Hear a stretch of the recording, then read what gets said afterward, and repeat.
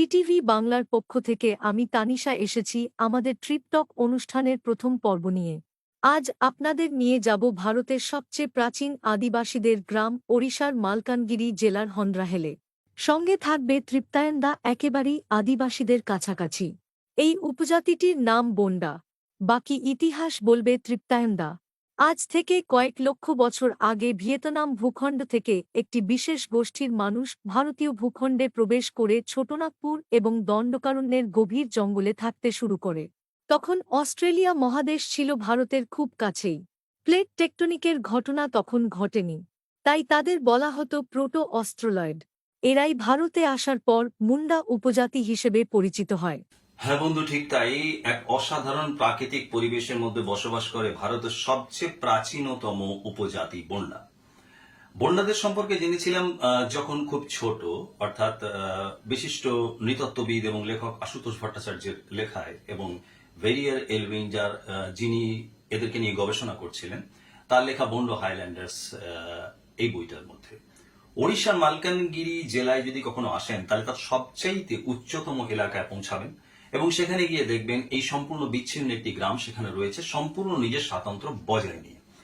একটু আগে তানিশা আপনাদেরকে জানিয়েছে যে এই বন্ডা উপজাতির মানুষরা তারা একেবারেই আদিম এবং ভারতবর্ষের আদিমতম উপজাতি হিসেবে তারা স্বীকৃত, মানে ভারতীয় মূল ভূখণ্ডে, আমি আন্দামানকে বাদ দিয়ে বলছি, আন্দামানের মানুষজন তারা কিন্তু এই প্রোটো অস্ট্রোলয়েড গোষ্ঠীভুক্ত মানুষ নন।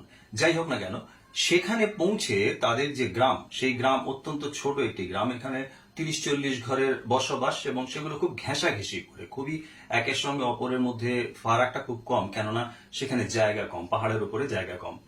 এই অঞ্চলে দুটো কি তিনটে গ্রাম আছে যেখানে বন্ডা উপজাতির মানুষরা বসবাস করে, কিন্তু আমরা একটাই গ্রামে পৌঁছতে পেরেছিলাম।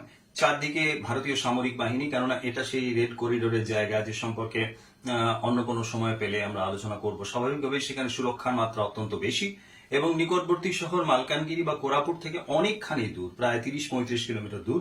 সেখানে পৌঁছানোর সময় আমরা ধীরে ধীরে প্রকৃতির মধ্যে, জঙ্গলের মধ্যে হারিয়ে যেতে যেতে সেই গ্রামে পৌঁছেছি। এই গ্রামের বৈশিষ্ট্য হচ্ছে এই 30-40টি পরিবারের মধ্যে একটা অদ্ভুত ধরনের যৌথ জীবন চলে, অর্থাৎ নিজস্ব পরিবার থাকা সত্ত্বেও তাদের কিন্তু নিজস্ব রান্না বান্না, খাওয়া দাওয়া বা দৈনন্দিন কাজকর্ম কোনোটাই কিন্তু একক নয়, অর্থাৎ সবটাই একটা কমিউনিটি লাইফের মধ্যে দিয়ে চলছে, একটা যৌথ জীবনের মধ্যে দিয়ে চলছে। কারোর বাড়ি রান্না হচ্ছে তো বাকি সবাই মিলে সেই রান্নায় ভাগ নিচ্ছে, তো সেদিনকে স্কুল বা পড়াশোনা যেটুকু যা হচ্ছে সেটা অন্য কারোর বাড়িতে হচ্ছে, বা অন্য কোনো ঘটনা হচ্ছে গোটা গ্রামের মানুষ সে বাড়িতে হচ্ছে, অর্থাৎ দায়িত্ব ভাগ করে নিয়ে একটা যৌথ জীবন চালানোর বয়স সেখানে লক্ষ্য করা যাচ্ছে। স্বাভাবিকভাবেই নিজেদের সাবেকি প্রথায় তারা নিজেরা নিজেদের মতো করে নিজেদের চিকিৎসা করে, নিজেরা নিজেদের মতো করে মৃতদেহ সৎকার করে, নিজেরা নিজেদের মতো করে তাদের সমস্ত রীতিনীতি বজায় রাখে। সবচেয়ে আশ্চর্যের বিষয় হচ্ছে এটাই যে ভারতবর্ষের সবচেয়ে পুরনো উপজাতি হিসেবে এই বন্ডা উপজাতি এখনো পর্যন্ত হুন্ড্রাথেল বলে এই গ্রামটিতে নিজস্ব স্বাতন্ত্র্য বজায় রেখে চলেছে, যে স্বাতন্ত্র্যটা কিন্তু অন্যান্য উপজাতির মধ্যে নেই। আমরা ঝাড়খণ্ডে বা দণ্ডকারণ্যের অন্যান্য জায়গায় বহু জঙ্গলি উপজাতি গ্রাম দেখেছি, সেখানে কিন্তু যেখানেই গেছি সেখানে দেখেছি আধুনিক সভ্যতা সংস্কৃতি সেখানে প্রবেশ করে একটা বিকৃত অবস্থার জন্ম দিয়েছে। এই সভ্যতা সংস্কৃতি হচ্ছে কিছুটা আমাদের নাগরিক সংস্কৃতি, আর কিছুটা হয়তো আমাদের এই এন্টারটেনমেন্ট মূলক সংস্কৃতি, সেগুলো তাদের মানে যেটাকে বলে শুদ্ধ উপজাতিত্ব সেটাকে রাখতে দেয়নি। কিন্তু বন্ডাদের ক্ষেত্রে এই জিনিসটা সম্পূর্ণ আলাদা। সেখানে কিছুটা পরিবর্তন হলেও বেশিরভাগ ক্ষেত্রেই তারা কিন্তু তাদের নিজেদের এই আত্মপরিচিতিটাকে বজায় রাখতে পেরেছে।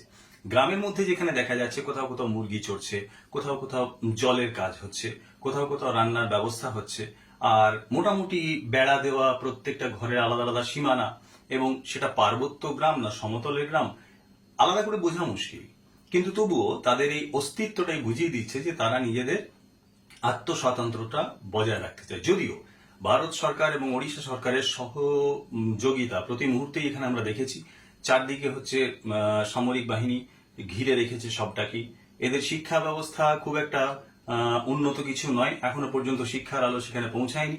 যোগাযোগ ব্যবস্থাও প্রায় বিপর্যস্তই বলতে পারেন, মোবাইলও এখানে কাজ করে না অনেক সময়, এবং অন্যান্য নানা রকমের যে ট্রান্সপোর্ট সিস্টেম সেগুলোও কিন্তু এখানে খুব একটা সক্রিয় নয়। তাহলে বন্ধু, আশা করি আপনাদের আজকের অনুষ্ঠান ভালো লেগেছে। আমি আবার ফিরব নতুন অনুষ্ঠান নিয়ে। সুস্থ থাকুন, ভালো থাকুন।